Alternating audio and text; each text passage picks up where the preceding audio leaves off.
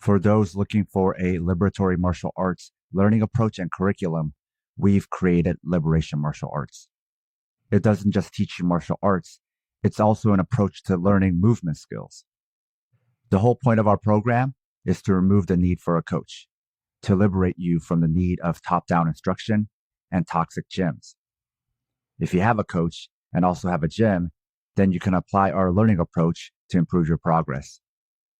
Or maybe you also need a supplemental martial arts community as a counter to the commercial gym you go to. You can actually apply our learning approach to learn anything, and our practitioners are.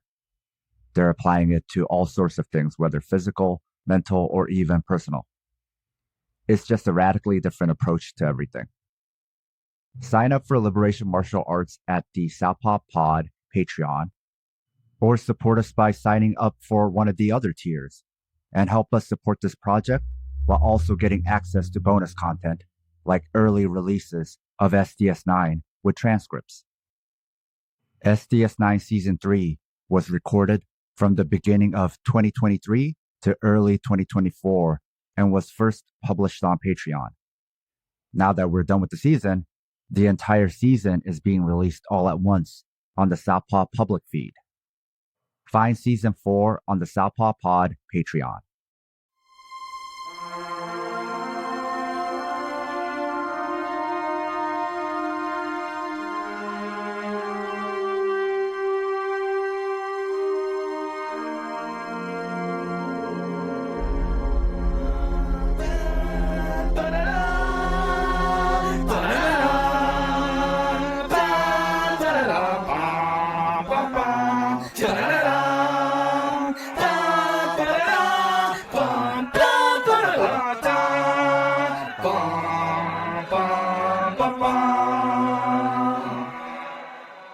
This is Southpaw Deep Space Nine Season 3, where we analyze Deep Space Nine and Star Trek from a political and historical lens, episode by episode. I'm watching DS9 with fresh eyes, and Scott is our veteran Trek fan. We are discussing Season 3 of DS9, Episode 15, Destiny. Scott, tell us about this episode. I would love to. So, we find out that some Cardassian scientists, Ulani and Baylor, are coming to Deep Space Nine to help develop a relay to make communication through the wormhole possible. So right now, between the Alpha and the Gamma Quadrant, you can't communicate. So anyone from Deep Space Nine goes to Gamma, they're in the dark until they come back. So they're hoping that they can do this, and this is sort of like the first great act since the peace treaty was signed a couple of episodes ago, where Cardassia and Bajor are trying to work together. Quark is bringing gifts because he's hoping that this Cardassian treaty will create more Cardassian presence on Deep Space Nine, which means money. Sisko wants the Bajorans to get used to seeing Cardassians. This is the sort of thing that he says a lot. He's like, I want you guys to get used to each other. Like, not totally taking in the enormity of what that means. The liquor that Quark tries to bring, it's dismissed by Dax as it's gone bad, because amongst many things, Dax is also a sommelier with all the lives that they've lived.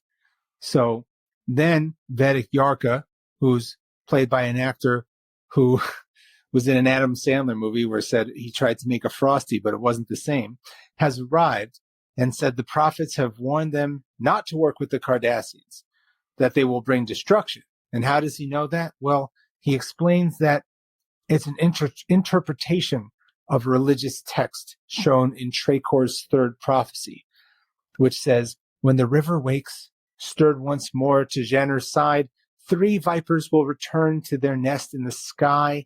When the vipers try to peer through the temple gates, a sword of stars will appear in the heavens, the temple will burn, and its gates shall be cast open.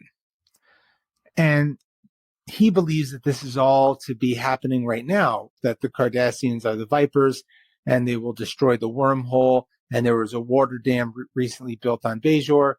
But as of now, there's only 2 Cardassians that are coming. So Kira worries that these accusations are naive, but Vedic Yarka is steadfast, and his followers will stay on the station and pray and just hope that everyone will see that this is not good. Ben has the Bajorn Yarka squad followed and researched to make sure they're not doing anything wrong while the Cardassians are on the ship. So yes, he's having the Bajorans looked at to make sure the Cardassians are okay. The Cardassian doctors and scientists are very happy for the idea of working with the Bajoran people, and they believe that working with Starfleet will be good for everyone. They sort of have a different sort of disposition as many of the Cardassians we've come across. They really sort of come across as, intellectuals. They are scientists. They are made nervous by formalities. They're uncomfortable that the government is involved in their science. They believe in peace, and Kira does too. The teams are hoping that they can build the transceivers between two spots between the wormholes, and even during the conversation, the scientists accidentally call Deep Space Nine Tarek Noor, and there's some discomfort for a moment. This hasn't worked before, trying to create a relay, and Miles feels a little insulted by the passive-aggressive science talk of the Cardassian science team. The Cardassian team does inform them that a third scientist will be coming to aid, and that visually and shows Kira worrying that maybe they are the three Vipers. They then find out that Vedic Yakar has been getting in trouble for protesting the treaty, and Odo notes that Ben has been leaning less into his emissary title, and that act is maybe making him not taking into the possibility that the prophecy has legs. Kira meets Yakar. Yakar pleads Kira to change the minds and go against the Cardassian scientists. Dax and Miles and the scientists talk about Cardassian poetry. Then Dejar, the third colleague, comes. There seems to be some unease between the three. Quark brings them Cardassian food, but the scientists don't really like Cardassian food. Again, they're sort of like intellectuals. They're sort of elitists. So they're sort of like, we don't like the food from where we come from. We want other food. Though Dejar throws shade about the other scientists' tastes. The next day, the scientists and Miles are arguing about backup systems and protocol. Miles is feeling increasingly insulted. The team go to the relay to deploy the comm system. Ben goes to talk to Kira, who makes allusions to the prophecy on the ship. And Ben asks Kira if she believes the prophecy is happening, and she does. Kira reveals that she does believe that Ben is the emissary to the prophets, which, for those listening, obviously probably know, but if you don't, the non-corporeal beings outside of time that exist in the wormhole that the Bajorans revere. Some people call them the aliens within the wormhole, some call them the prophets. Kira posits that maybe the prophecy was created by the prophets, who, again, they live outside of time. They don't look at time as linear, so they could make prophecy, theoretically. And Kira, up to this point, has not really said that she thinks that Ben is the emissary. Ben points out that translation of ancient texts can prove to be problematic, as they are poetic tomes that are translated and translated and translated and translated, and so they can be hard to totally understand. Back on the station, Galora and Miles are working on something, and Galora, one of the scientists, doesn't understand why Miles made changes to the engineering. So it turns out some of the miscommunication comes out that on Cardassia, women are considered to be the superior scientists and have been giving Miles guff because he's a dude. The squad initiate the pilot conversation between the wormholes. The carrier wave creates a neutrino surge in the wormhole. Because of this, it creates a comet which may be heading towards the wormhole, which would destroy the wormhole. The scientists reveal they knew that this was a possibility, but chose not to reveal it as it posed a 2% chance, and the bureaucracy said not to give any negative credence to any ideas. The Cardassian science team is under the jurisdiction of the military and they run differently. They also worry that they will lose their jobs, but they have to stop the comet. And this certainly feels like the prophecy. Miles and Galora are working on fixing things and bypassing plasma emitters and science stuff. Galora tries to make a pass at Miles. She believes that his arguments were flirting, and she was into it. Cross-cultural misunderstanding. In Cardassian culture, angry arguments and down-talking and aggressive banter is a way of spitting game. Ben is reading Bajoran prophecy, wondering if ever they have been correct. This is unclear. Dax and Ben agree to work on the relay and not get scared of prophecy and to act how they would act normally. Ben, emboldened, has the science team meet him on the Defiant. They go to the wormhole and use their phasers to attack the comets using a special phaser array that Miles did. But this creates something different. All defensive mechanisms are down. The wrong weapons were used to blast the Defiant. So instead of vaporizing the comet, it's turning into 3 pieces of comet, and it's continuing to go. The science team then revealed that Dejar, the third supposed scientist who's been given side-eye to people, is part of the Obsidian Order, which is the Cardassian intelligence agency, which is increasingly having more power on Cardassia. So she actually is part of the sabotage because the Obsidian Order is against the treaty, and she figured that if the first order was a failure, it would end the treaty and it just would look bad.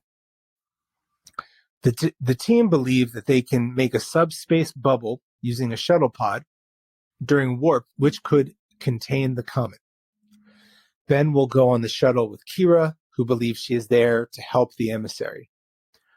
The Defiant goes through the wormhole. Ben and Kira at the wormhole create a subspace field to stop the comet and will turn off some power to drift through the wormhole with the comets. Now, everything is okay, but a couple comet fragments in the wormhole have actually created a way to talk through the wormhole. The prophecy was actually probably correct, but misinterpreted. The 3 daggers were the comets, and the temple was just meant that we'd be open to communication. It just wasn't what people thought they were. And this is what Kira and Ben believe. Miles and Galora have a nice talk. She calls Keiko a lovely woman that she's slightly jealous of. Aren't we all? The Vedic says that he let his distrust of Cardassia blind him and make him interpret prophecy with his own bias, which never happens in religion, and tells Ben about another fiery trial the emissary must go through. A note to our listeners. If you love the Southpaw Project, please support us and help us get paid for our labor by financially supporting us on Patreon. This will give you access to exclusive bonus content, like early releases of Southpaw Deep Space 9, our fictional narrative podcast, Fighters Brew, break-free versions of our shows without interruptions like you're hearing now, bonus articles, Fighters Brew transcripts with extra content, Liberation Martial Arts Online, as well as our private chat group on Discord. You can also make one-time donations at Ko-Fi or show your solidarity by wearing our swag. You can find all pertinent links at southpawpod.com. First off, I love the 34th rule of acquisition, that war is good for business. It's a capitalist truism, right, that capitalist economists will freely admit to. The quiet part you can't say out loud is that this incentivizes war. But what they will say as a more broad general statement is that incentives create behavior. Now, this is one of those DS9 episodes that blends sci-fi with fantasy, where myth and religion and more of the mystical elements are also real, but seems also to be commentary about how you can interpret religion based on motivated reasoning and confirmation bias. So you can take it however you want, because religious texts are all open-ended metaphors. So if you want to use it to be a good neighbor or as an oppressor, it's all up to you. Odo basically says as much. The episode is rooted in trying to understand the scripture. Scott, you began talking about this. So do you have some thoughts about this? Oh, I absolutely do. So translation of holy texts is something that I'm very fascinated in. Oh yeah, there's the translation aspect of it too. It's translated and then interpreted. Exactly. So, in fact, I'm actually holding in my hand Ursula K. Le Guin's translation of the Tao Te Ching, which is, again, I know that this version, I'm biased towards it because Ursula K. Le Guin is one of my favorite fantasy writers, and she had politics and beliefs that worked with me. So when I read her translation and her interpretation of the Tao, I'm like, I know that it is affecting me differently than if I didn't know who she was. Though I don't find her translations to be that different than other translations. But I also have a copy.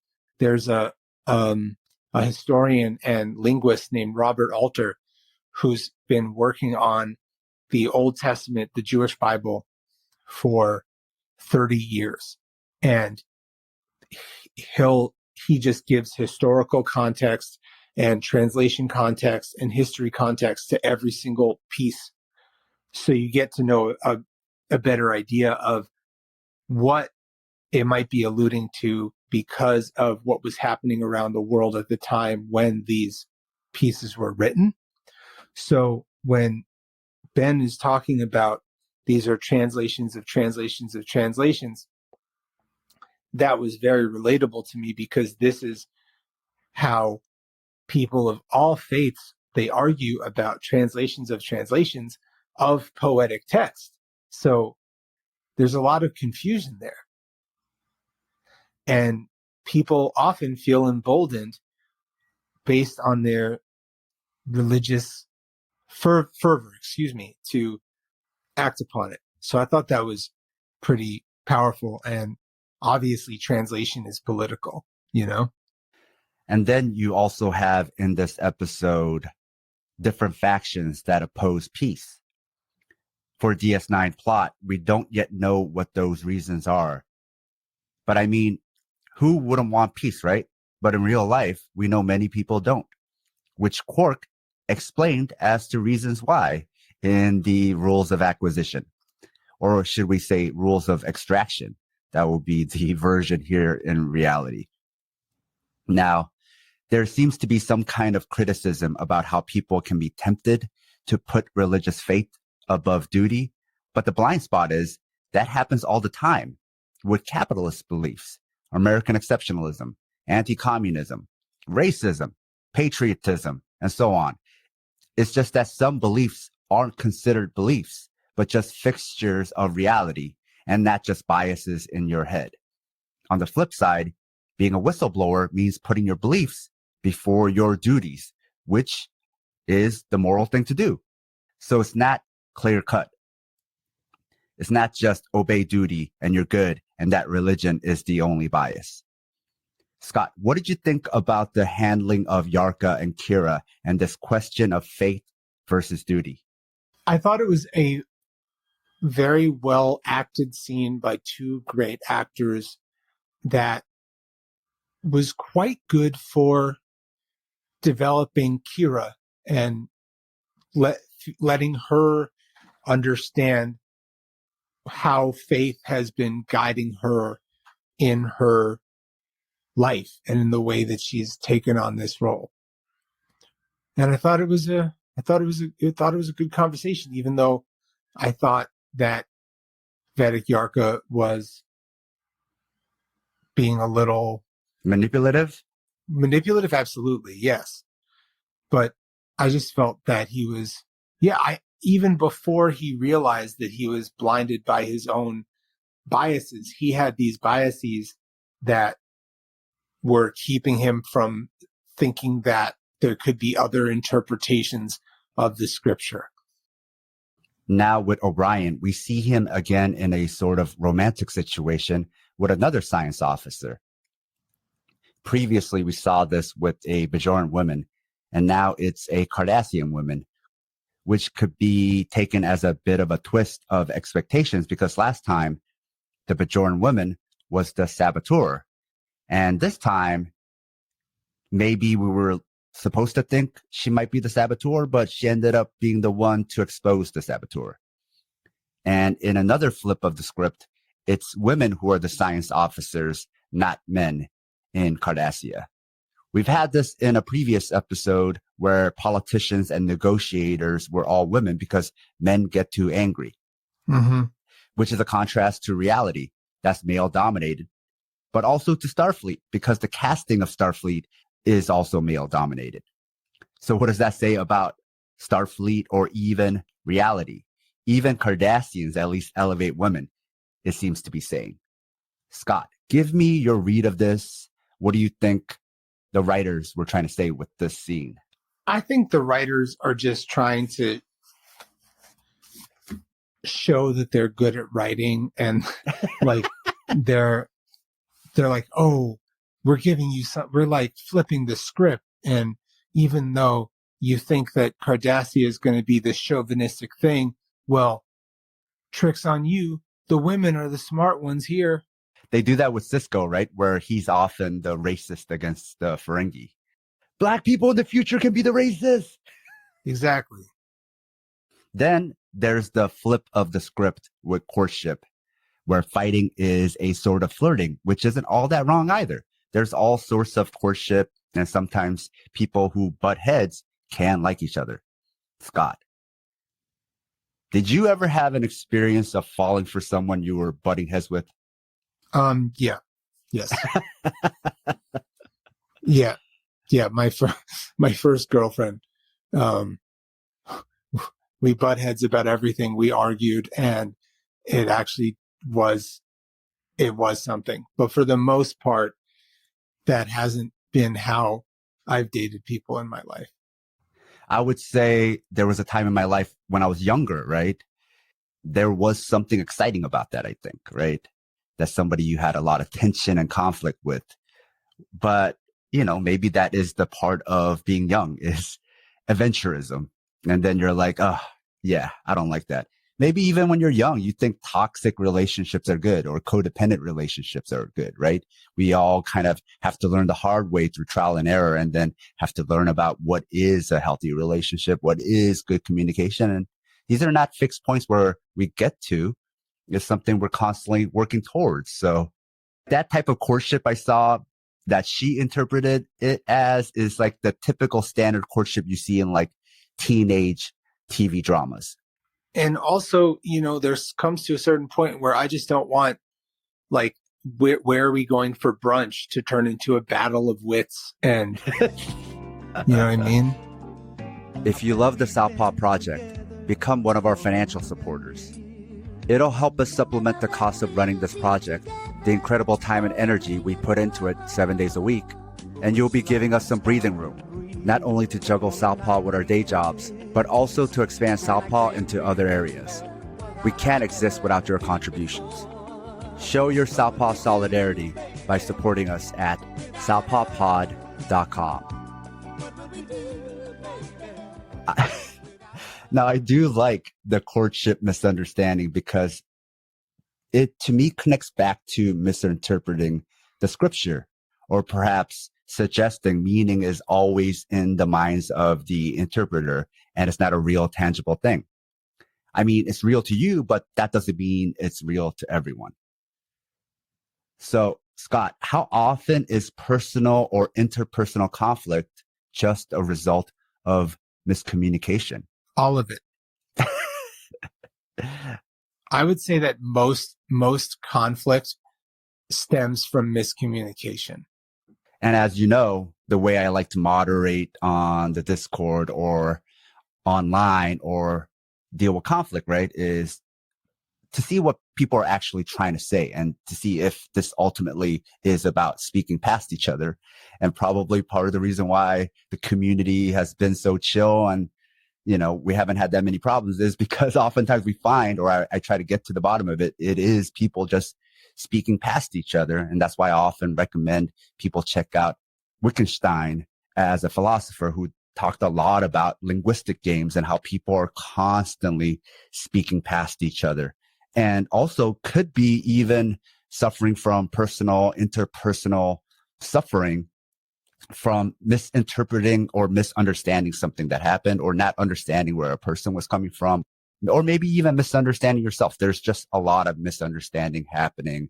And because language zooms everything into words, because we're sharing words are public, and we all have access to, and we are perhaps using the same words, the same terminology. We think we're on the same page when we might be not only on different pages of the same book, might be on different pages of two different books, and think we're fighting over something when it's not even something. It's two different things. Then we're having two different conversations. So there is no disagreement.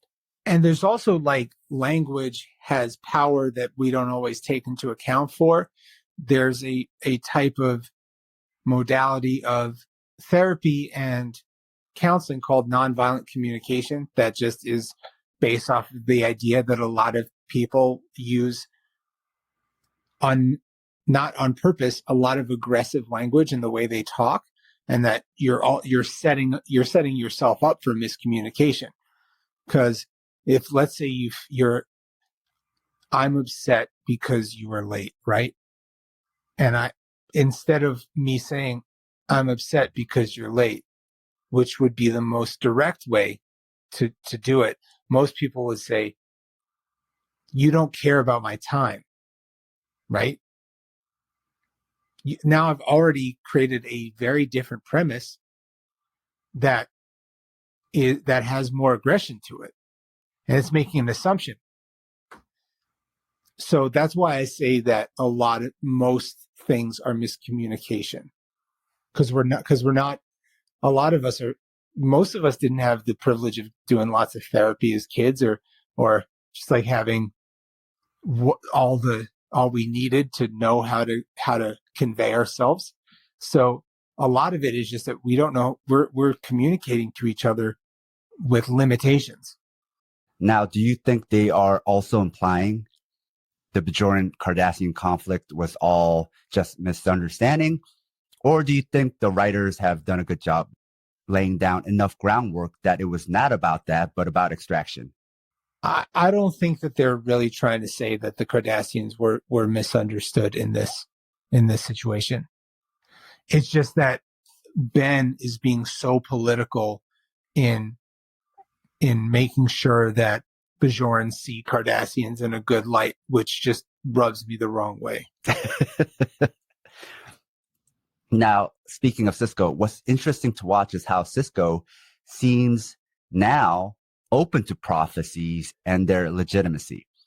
Kira was getting too faithful in this episode, but now is Sisko also becoming a man of faith? Even asking Yarka about more prophecies? Does he want to head down that road? These are all interesting developments. And there's Kira's views about Sisko. They seem to be changing. Yeah. It's not just about him being her commanding officer, but also her religious leader.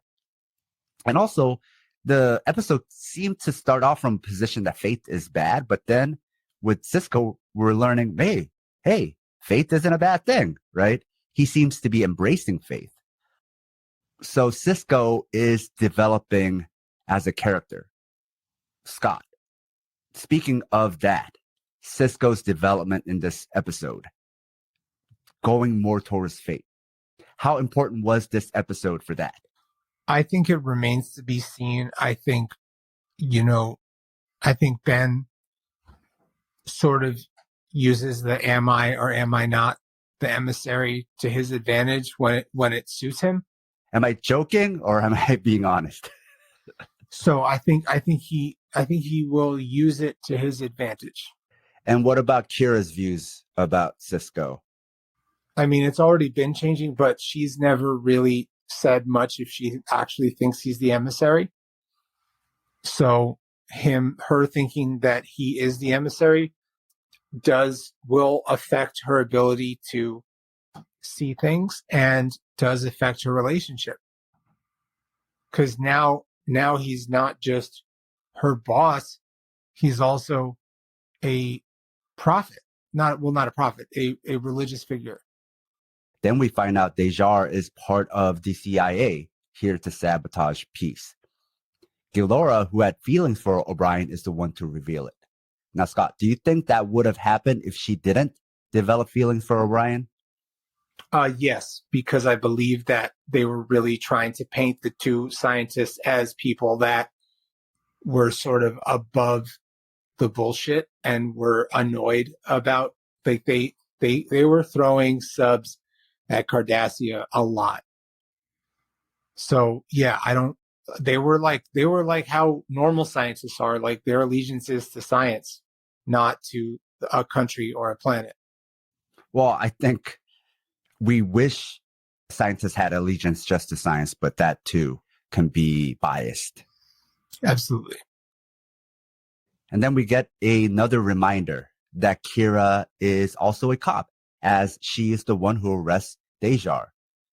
But here's the thing. They're all cops.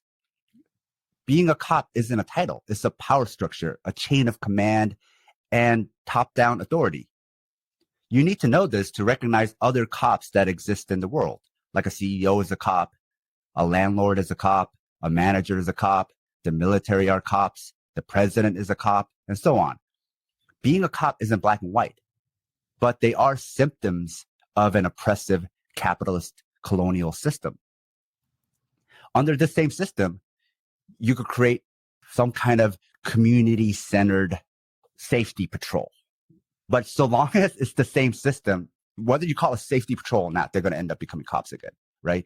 Whereas if the system is changed, whether you call them a cop or something else, they will also be different because it is all contextual. Also in this episode, we are seeing there are people on Cardassia who are serious about peace. We've seen that before as well.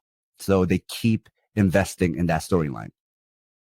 Now, Scott, how do you rate this episode and how important was it for mythology?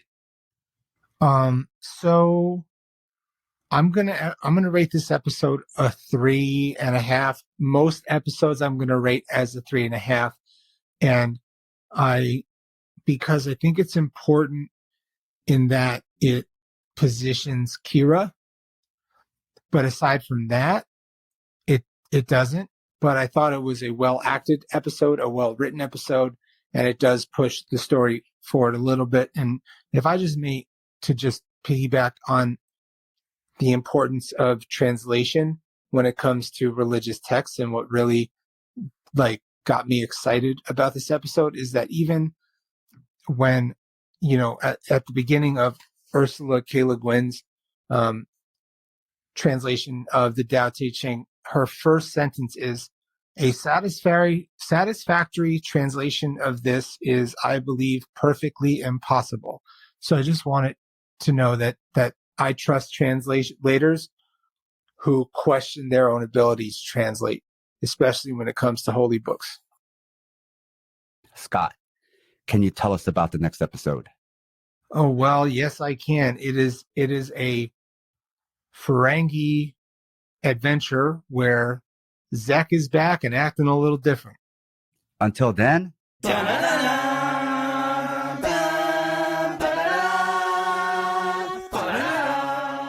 if you like this episode and like what we do, support us on Patreon. We also have the Liberation Martial Arts program if you want to train with us from wherever you are. It's both theory and practice and removes the need for an instructor. What you're learning is how to teach yourself. It's also an approach you can take with you from the gym into the world. Sponsors get a monthly training session with me, either in person or online. Supporting me not only helps me pay my bills, but it also helps me support my family. Find all our links, including Southpaw merch, at southpawpod.com.